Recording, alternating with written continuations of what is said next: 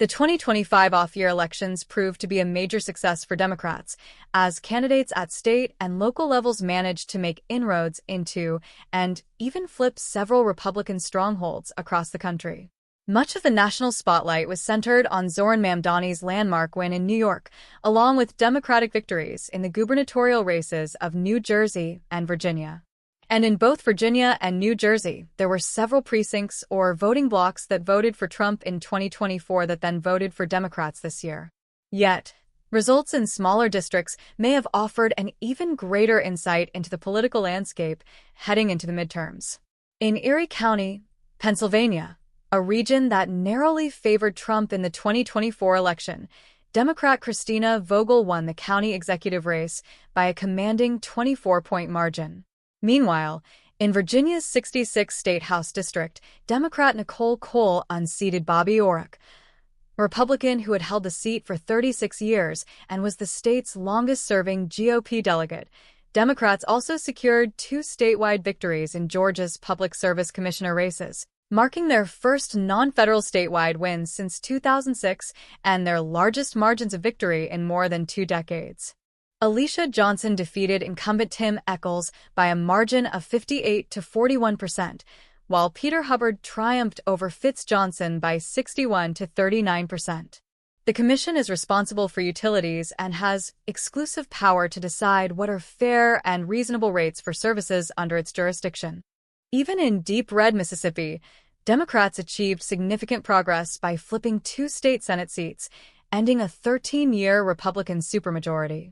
This shift prevents the GOP from unilaterally overriding gubernatorial vetoes or passing constitutional amendments with ease. In another notable outcome, Democrats gained control of the Onondaga County Legislature in New York for the first time in nearly 5 decades. They won all 6 contested seats, turning what had been a 12-5 Republican advantage into a 10-7 Democratic majority. Pennsylvania also saw Democratic momentum as voters in the critical swing county of Luzerne elected 4 Democrats and 1 Republican to the county council, giving Democrats control of the 11-member body. Republican John Lombardo was the only incumbent to retain his seat. County Democratic Chair Thomas Shabilla expressed his satisfaction with the results, telling the Times leader, "We're still in the fight and out there winning elections with good candidates and hard work." Meanwhile, progressive policies also seemed to dominate on Tuesday.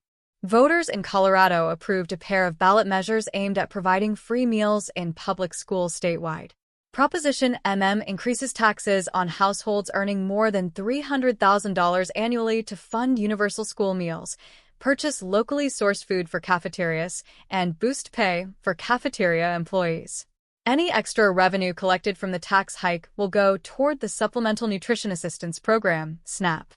Voters also passed Proposition LL, permitting the state to retain surplus tax funds generated by Proposition FF, a program which limited income tax deductions for people earning more than $300,000 to fund free school meals and allocate them to the same program. The earthquake winds last night reaffirmed that voters rebuke GOP extremism and that the affordability crisis remains the issue that is on voters' minds, said Heather Williams, president of the Democratic Legislative Campaign Committee, DLCC, in a statement. "This is where we're getting things done. This is where Democrats are leading." In Maine, voters decisively rejected a proposed ballot measure that sought to introduce voter ID requirements and restrict absentee voting, described by critics as a voter suppression bill. According to the AP, 64% voted against it.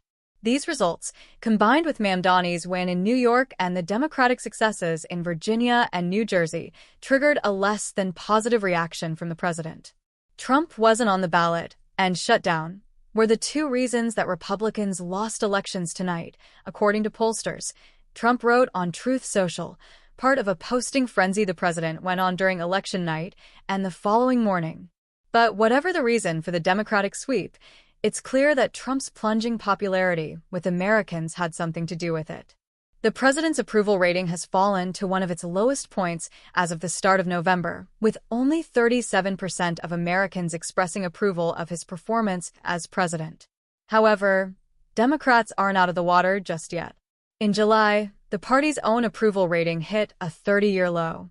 The blue wave of wins may have those on the left celebrating across the U.S., but it still falls on the Democratic Party to see if they can carry this energy and youth-electrifying messaging to the midterms and beyond.